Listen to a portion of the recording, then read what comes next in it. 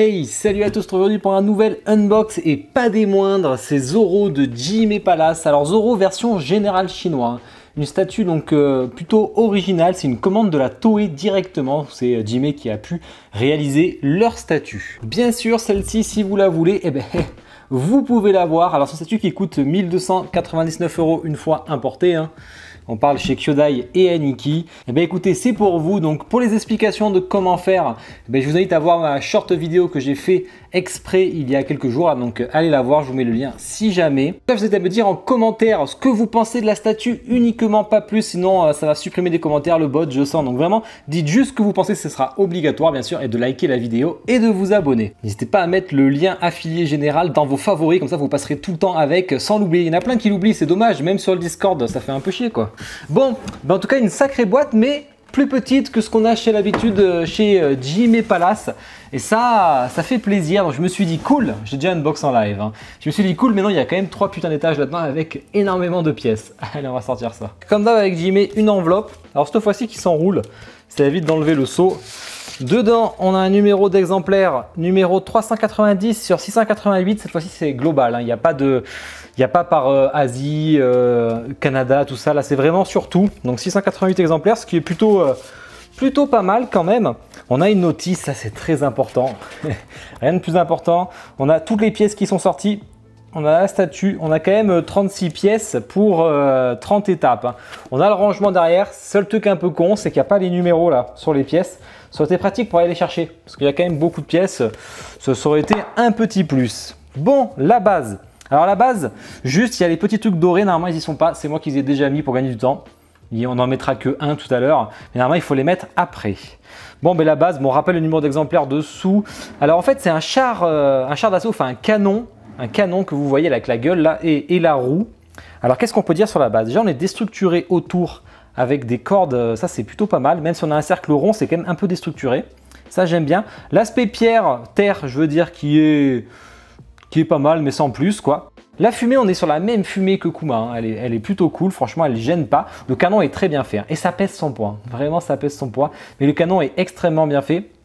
On a ce problème de paint comme Kizaru avec ces petits taches rouges au niveau de l'arbre pour montrer qu'il brûle. Sauf que c'est vraiment du rouge un peu trop vif, je trouve. On dirait vraiment qu'on voit que c'est un coup de pinceau, quoi. Ça, c'est un peu dommage. Kizaru, c'était pareil pour le coup.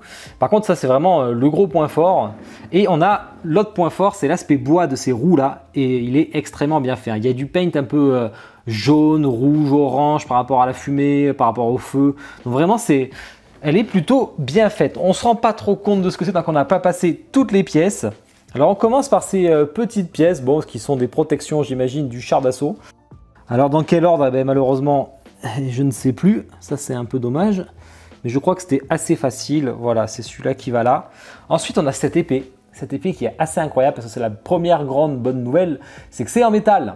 Et ça, c'est top. Franchement, elle est super belle. Elle pèse son poids vu que c'est en métal. Franchement, ça, j'adore. Ça, c'est une vraie bonne surprise. On la place, hop, ça tient bien sans problème. Ensuite, on passe à un des éléments que j'ai le préféré. C'est vraiment cette résine transparente des flammes qui est vraiment très très belle. Mais surtout, vous allez voir, une fois qu'on va la placer, ça va donner déjà un sens à la pièce. Je trouve que ça donne quelque chose, ça amène du contraste et c'est vraiment très très beau. On voit que c'est la roue là qui prend feu et tout. Franchement, c'est très bien fait. Ça aurait été très terne sans, et avec, je trouve ça excellent. Ensuite, alors je me rappelle plus trop, hein. Moi, vous savez, j'oublie malheureusement assez vite. Je pense qu'il faut mettre cette flamme. Ouais, voilà, c'est ça. Une fois qu'on a mis ça, on place ce petit morceau. Bon, moi, celui qui va l'avoir pour chez lui, il saura comment la monter. Je vais aller assez vite, je pense qu'en fait, elle est assez facile à monter, hein. Une petite flamme à mettre sur la roue, ça c'est cool, ça rajoute toujours du dynamisme à la pièce. Franchement, j'adore. Un morceau de bois qui est très bien fait. Il est vraiment on dirait vraiment du vrai bois. Alors c'est pas du vrai bois hein, pour le coup, hein, mais il a un petit paint brillant dessus et tout, et franchement, il est très très beau. Par contre, je sais plus où il va. Il va sur la fumée, donc il va ici. Cette lance par contre qui dénote là. Vous voyez, c'est dommage parce qu'on a des belles épées en métal et là on a une lance qui est en PVC au bout et franchement ça jure beaucoup. Après c'est très dynamique avec le drapeau là, donc ça c'est cool, mais ça jure quand même pas mal. On voit que c'est du PVC, c'est dommage. C'est dommage. Après, est-ce que ça aurait été possible en métal? Je ne sais pas. Peut-être ça aurait été un peu lourd. Ok, toi tu vas. Voilà. C'est assez facile quand même. Ça fait plaisir quand c'est facile. Ensuite, on a ce beau logo. Alors ça, j'adore. Le petit logo Zoro. Normalement, j'aime pas hein, tout ce qui est logo et tout, c'est écrit. Mais là, il est extrêmement bien fait. Vous savez, il n'a pas de drapeau pirate à lui, hein, forcément. Hein. Mais il est très beau. Il y a un petit aspect doré qui est très très sympa. Ça, c'est une très belle pièce. Hein. Alors, si vous voulez ma réaction en live, c'est plutôt aller sur Twitch. Il y a la VOD de toute façon dans les moments forts. Et on a ces petits trucs dorés. C'est tous les mêmes qu'il faut mettre autour. Et ça, c'est bien parce que du coup, ça fait le lien en fait entre les ficelles. Là, il y a un trou. Et une fois qu'on met ça, ben voilà, c'est comme si la ficelle faisait tout le tour. Et ça rend vraiment, ça fait un petit contraste de couleur aussi. J'aime bien. Ensuite, on place la seconde roue du coup du canon. Et vraiment, elle est très bien faite. Elle pèse son poids, hein, la petite. Hein. Elle n'est pas légère. Et ça fait plaisir. Hop. On voit que je l'ai monté, je crois que c'était avant-hier. Ça se voit. Petite fumée à mettre dessus. Qui rend... J'aurais préféré une flamme pour le coup, mais bon. J'aurais préféré une flamme. Et ensuite, on a cette espèce de, je sais pas, un porte-étendard cassé. Pareil, avec cette espèce de PVC là qui est pas très très joli. Qui va ici. Et qui était un peu bizarre à placer, lui, je me rappelle. J'avais pas trouvé du premier coup. Et voilà. Ça fait un peu un bric-à-brac, hein, tout ça, hein, à force. Hein. Ça fait beaucoup d'éléments. Ah, j'ai oublié. Il fallait placer les flèches. Flèches en PVC. Et du coup, il y a plein de petites encoches un peu partout. Donc, elles sont assez faciles à voir. C'est l'avantage. Celle-là, elle tient pas bien là-dedans. Là. Peut-être qu'il y en a une un peu mieux. Ouais, celle-là, elle tient juste. Je crois qu'il y en avait une dans l'arbre. Dans l'arbre, par contre, elle s'enfonce bien. Donc ça c'est cool. On a une dans la roue. Ça, on dirait vraiment qu'il y a une bataille et ça c'était cool. Ça c'était vraiment bien fait quoi. Alors on commence par les jambes et c'est là qu'on voit de suite que en fait on avait un gros doute sur l'échelle. Les sites Asie l'ont annoncé en 1/6. D'autres l'ont annoncé en 1/4. Et bien franchement on a mesuré en live. C'est entre 1/6 et 1/4. Hein. C'est du 1/4. 1/5,5, 1/5. C'est pas du 1/6, c'est un peu plus grand, mais c'est pas tout à fait du 1/4, c'est pas assez grand. Donc c'est un peu dur à dire. Hein. Un peu dur à dire. Bon allez, on place... Alors au niveau de la jambe, on a ces ficelles là qui sont bien faites en résine là, qui étaient bien protégées. Le packaging était top hein, pour le coup. Hein. Les chaussures, voilà, c'est propre. L'aspect brillant, pas texturé sur le pantalon. On dirait le pantalon d'Aladin, je trouve. Voilà, on écarte un peu les jambes et on enfonce. Oui, oui, je sais. Mais on l'a déjà fait pour Maï Cher et Nuit. Je commence à être habitué. Protège genoux, qui sont pas ouf, je trouve. Là c'est pas très joli, ça fait un peu cheap. Ça, c'est un peu dommage. Ça, c'est en dessous pour le coup. Hein. Hop. Mais tout, hein, il y aura aussi pour les épaules, vous allez voir, ce sera un peu pareil. Ok. Ensuite, les drapés verts. C'est très sympa ça. Alors, on a des motifs de dragon dessus qui sont peints en doré, là, qui sont très jolis. Franchement, j'aime bien. Et visiblement, il faut que je mette les deux. Par contre, je trouvais que ça tenait pas de ouf. Vous voyez, ça bouge un peu. Après, l'aimant a l'air assez puissant, mais ça bouge un peu. Ça me rassure pas trop. Mais bon, j'ai pas l'impression que ça va s'enlever non plus. C'est difficile à dire. Comme d'hab, ça, c'était pour après.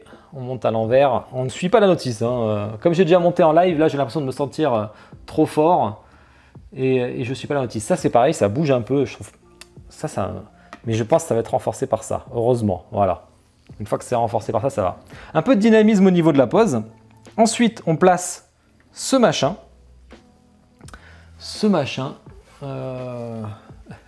Comme ça, avec le corps du Zoro. Corps du Zoro qui est incroyablement beau par contre. C'est la pièce la plus belle, j'ai l'impression. Le doré est très beau, les vêtements en verre, c'est plein de plissures et tout. Alors celle-là, elle est très bien protégée dans le carton, il faut faire attention quand vous la sortez surtout, parce qu'il y a ces ficelles en résine là, hyper fragiles. Hein. C'est pas du PVC, c'est de la résine, donc hyper fragile. Et vraiment, faites attention quand vous la sortez. Hein. On a un bon gros puck, c'est assez lourd, hein, c'est une résine pleine, mais vraiment, ça c'est très très beau. Alors moi, plutôt que faire comme ils ont dit, je fais mes astuces d'habituer les unboxings, je le sentirais mieux comme ça, je pense. Voilà, trou trouvé. Ensuite, on a sa ceinture en fait avec ses effets dorés là, vraiment c'est cool. Sur la notice, il y a une erreur, hein, donc faut pas trop la prendre en compte. On passe à la deuxième. Il bouge un peu le Zoro quand même. Hein. Après, il y a une bonne tige en métal, donc je pense pas qu'il va s'échapper comme ça. Mais c'est vrai qu'il bouge un peu. Hein. Mais il s'échappera pas comme ça quand même. Hein. Ok, ben on est déjà quasi à la fin. Hein. C'était rapide. Les protections épaules que je trouve toujours, hein, c'est comme je vous ai montré tout à l'heure, hein, sont vraiment, vraiment en dessous et ça c'est dommage. Hop. Qui c'est qui va l'avoir? Qui c'est qui va l'avoir? Quand même une statue à plus de 1000 balles gratos, ça vaut le coup. Alors la cape qui est putain de légère et c'est le truc qui est en dessous. Ça fait vraiment bas de gamme pour le coup la cape. Le paint est joli. Il y a des effets d'ombrage, noir, etc. Mais vraiment, ça fait plastoc de ouf. Hein. Ça, c'est très dommage. Elle fait vraiment plastoc. Après, elle est obligatoire. On a essayé en live de la mettre sans, parce que les gens préféraient sans. Mais sauf qu'il y a 2 gros trous et ils se voient. Donc du coup, on est un peu obligé de la mettre. Il n'y a pas de solution, solution cachée. Alors moi, je ne l'enfoncerai pas à fond, parce que comme je vais la sortir après, je ne vais pas m'amuser. Et on a la tête de Zoro. Tête de Zoro qui est incroyablement faite. Je vous la mets en zoom, mais vraiment, alors il avait réussi sur le Zoro Hawkins déjà. On a ces petites boucles d'oreilles là qui pourraient être très cassantes. Franchement, elle est propre. C'est là qu'on voit que c'est pas du 1.6 quand même. Hein. Mais vraiment, il est super réussi.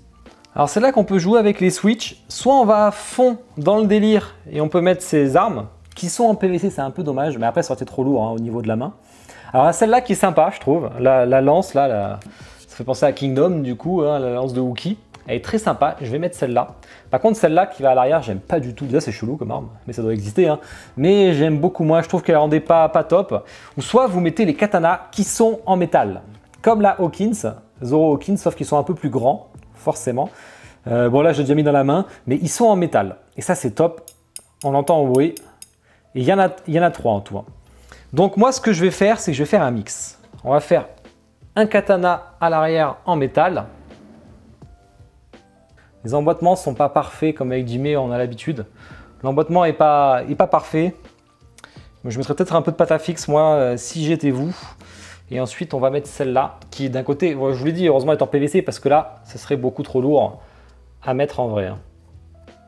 Bon lui il ne bougera pas. Voilà, ça fait une belle dynamique.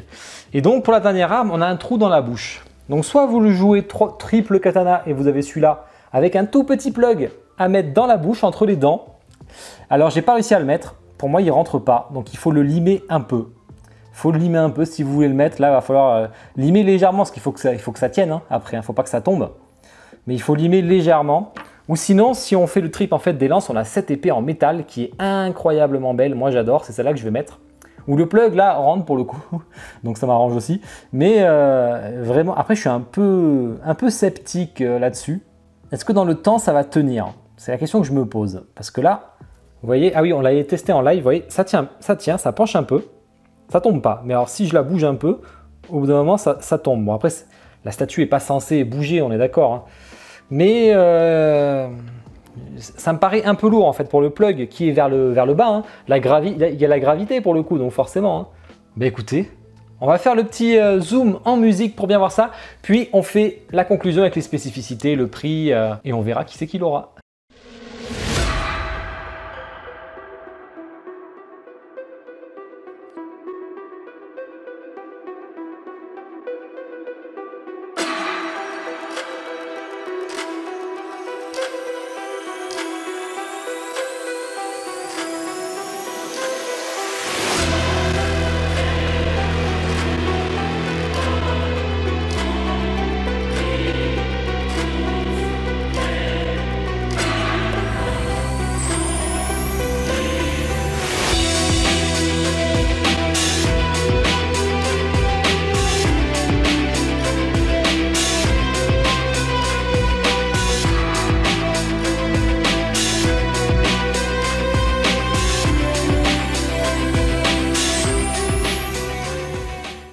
Bon, j'espère que le zoom musique vous a plu. Alors ce serait du 1,6, 1/4, un peu entre les deux comme je vous ai dit. On est à 64 cm de hauteur, 46 cm de largeur et 52 cm de profondeur.